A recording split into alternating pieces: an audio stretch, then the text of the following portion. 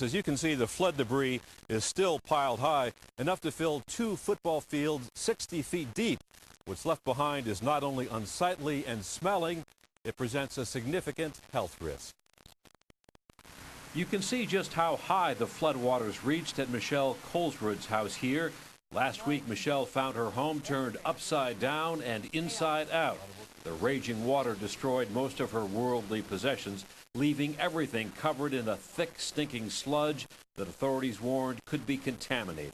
We're only supposed to stay in here for about a half an hour at a time, you know.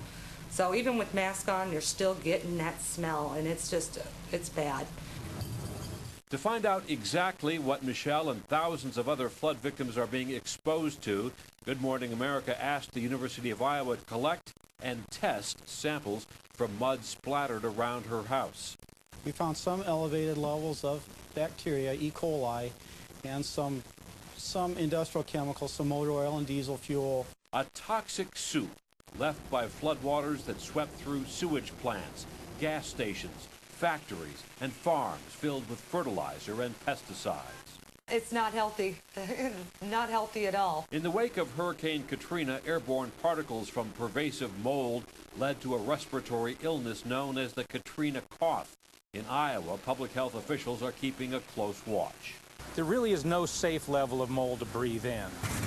More immediate concerns here are carbon monoxide from improperly ventilated portable generators and intestinal disease from bacteria in flood debris. Any E. coli exposure is dangerous. It's the most common cause of infectious diarrhea. Michelle Coleswood has seen and heard enough. Do you think you'll ever live here again? No, no.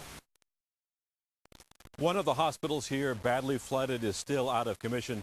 The remaining emergency room reports cuts and bruises, some skin rashes, and a few cases of diarrhea, but amazingly enough, not a single death or even serious injury as a result of these floods.